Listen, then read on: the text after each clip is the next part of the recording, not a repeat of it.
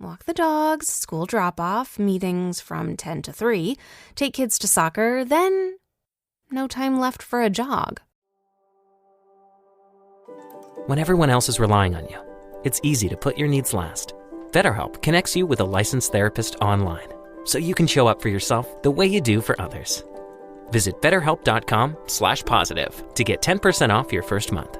That's BetterHelp.com/positive. What you watch depends on what kind of mood you're in. Sometimes you're craving comedies like Friends or South Park, and sometimes you're more into dramas like HBO's Succession and House of the Dragon. There's also cooking shows like Chopped and Beat Bobby Flay, and even movies like The Lord of the Rings and Shazam! Fury of the Gods. Well, Max is the streaming destination that has the best of entertainment for whatever mood you're in anytime. And plans start at as little as $9.99 a month. Max, the one to watch. Subscription required. Visit max.com. Okay, take it easy. We're going on the air. This is Sports Daily on KFH.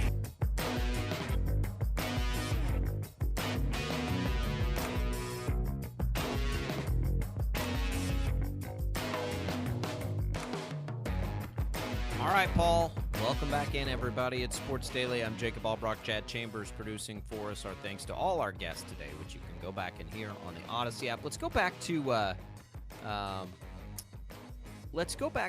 Paul, this Bronny James news. This is good stuff for K-State fans here.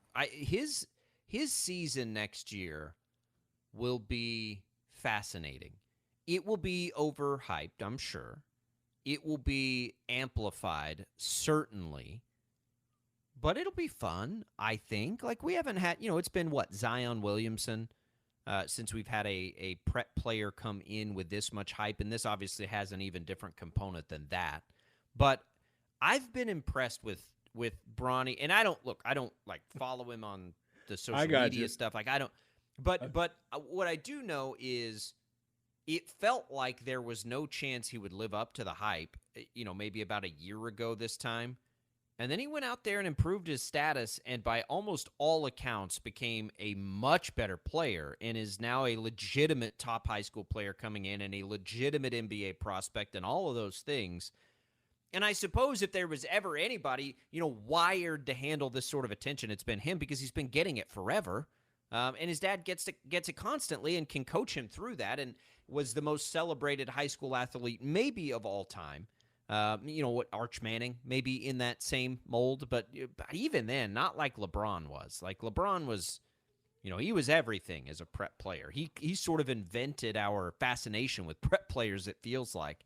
But Bronny's handled it well, and man, that's really cool for K-State to share that platform, because it's going to be a big one. It will be as big as any platform. I mean, I would venture to guess, without knowing anything else, Paul, that this will be the biggest headline of the start of the college basketball season. Will be his first game, don't you think? Well, there'll be every news outlet, every media person of any note will be at that game, just because LeBron's going to be there, and of course his son playing the first college game. So yeah, there's going to be somewhat of an attention getter for K-State, because they're going to get attention that, quite frankly, they may not get much of until the Big 12 season started. So it's going to be huge. It's going to be huge. I always hesitate, though, with all the pressure that comes with being a youngster, with being, the son of a guy like LeBron James, and those comparisons. They're going to be made. It's not fair. It's not fair to the kid. But you and I both know those are going to be assumptions and comparisons made to LeBron. They're going to happen. And I feel bad about that for the kid, because he doesn't get to enjoy his freshman year like most freshmen would. But that's what happens when you have a famous dad. But with that being said, it'll be interesting to see how good this kid really is when he starts playing at the D1 level. I think he's going to be pretty good. He's a chip off the old block, more than likely. And I think it's interesting that he ends up at USC. And I think that's kind of smart, because although he may not be there long enough to end up in the Big Ten, I'd sure like to see him play through a Big Ten schedule, wouldn't you?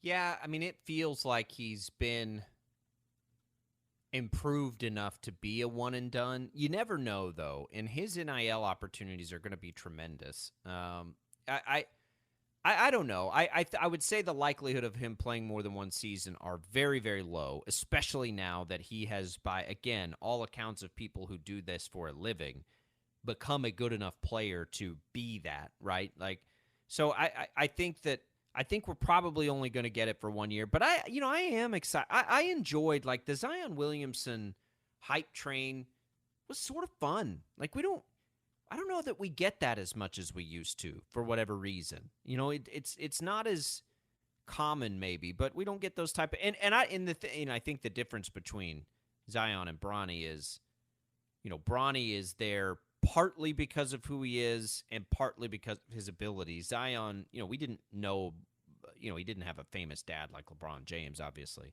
But if you missed it, K-State will get to play USC in the season opener for USC. So that's happening in Vegas. It's one of those early season tournaments, we probably wouldn't pay a whole lot of attention to. But, honestly, though, Paul, like, that's kind of a big spot for K-State, too, because Jerome Tang, built all this momentum and everybody fell in love with K-State and him in the NCAA tournament, right? Well, how about this opportunity now? You get a chance. The last thing everybody remembers about K-State is how fun they were and all the dancing and Jerome Tang's, bleeding charisma and, enthusiasm and all these things that everybody fell in love with. And then, boom, so they leave college basketball's biggest platform where they became the darling of things, which is remarkable now that you think about it because there was a true Cinderella in FAU in there. But not a true Cinderella. FAU was very, very good. But in a tournament where we saw teams like FAU and San Diego State make runs, it was K-State, who plays in the Big 12, that became everybody's darling. Anyway, so you leave that, and then you start the next college basketball season, Paul, again on the biggest platform. Yeah, That's cool. Pretty big deal for K-State. Don't understate that. Like, having those, that much exposure and national eyeballs on you matters a lot.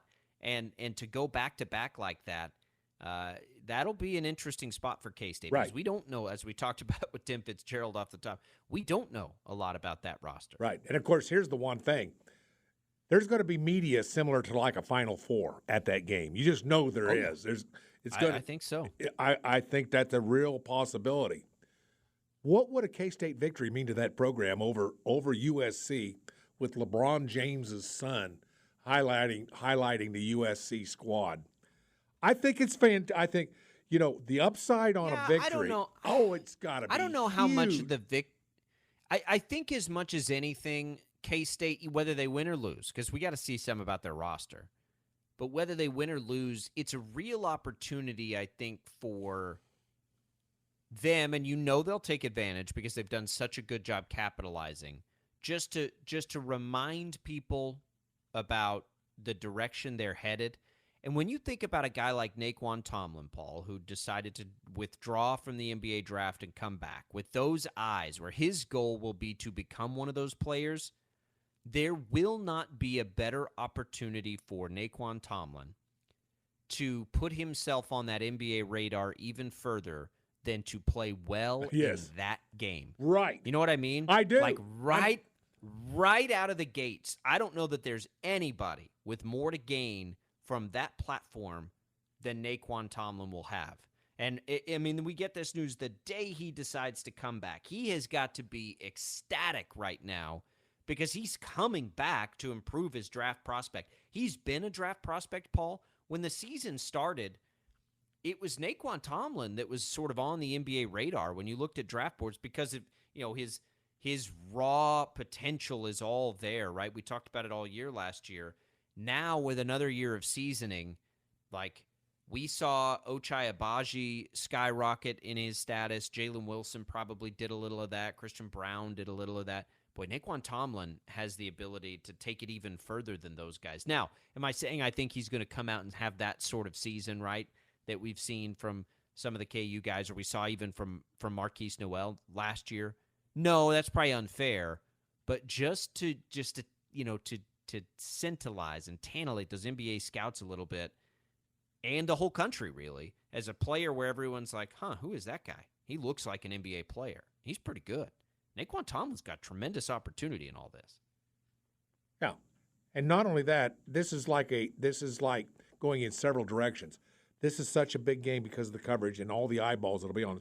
It's important to the coaching staff, how they're perceived in the country. It's important to the Kansas State team overall. And it's important to guys like Tomlin in particular. If you want eyeballs to fix on you and put you on the radar of a lot of teams or of a lot of opportunity for NIL and that kind of stuff, you got to play well. So this is a huge game in 3 different ways: team, coaching staff, and individual players. Play well in this game, and it'll pay dividends. Don't play well, and you may not overcome it because you'll be an afterthought. I don't think there's anything to overcome. It'll just be a missed opportunity. Missed opportunity is better said. Yes. Yeah. I don't know that it's going to have right. a tremendous – it won't have a tremendous impact on this season. What?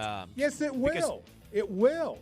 Play well in this game is like the most important thing maybe for the whole season for Kansas State. I think you're writing that off. It's a November 6th game. I don't care. You know, they may not get a bigger platform this season for the long-term, you know, the implications are bigger for like Naquan Tomlin. But if Kansas State loses that game, we're not going to look back in February and be like, man, if they'd only won that game against USC. Maybe. No. But I think Naquan Tomlin could look back and be like, I wish I'd have played better in that game. Yeah, that's for darn sure. You know, the program could look back and be like, boy, we laid an egg there. We missed an opportunity. Well, but, as far as like resume this year, I don't know how much it'll do. All right, we'll come back. We'll wrap up this edition of Sports Daily. We'll tell you what's on tap today right after this. Hey, can you hear me? Okay, good. Well, so can your potential customers. Right here on your Odyssey station. You might be used to skipping social ads, but you are still listening to me right now. And so are your clients. To learn how to drive more business and how Odyssey can help get your message to your customers, visit stateofaudio.com. That's stateofaudio.com.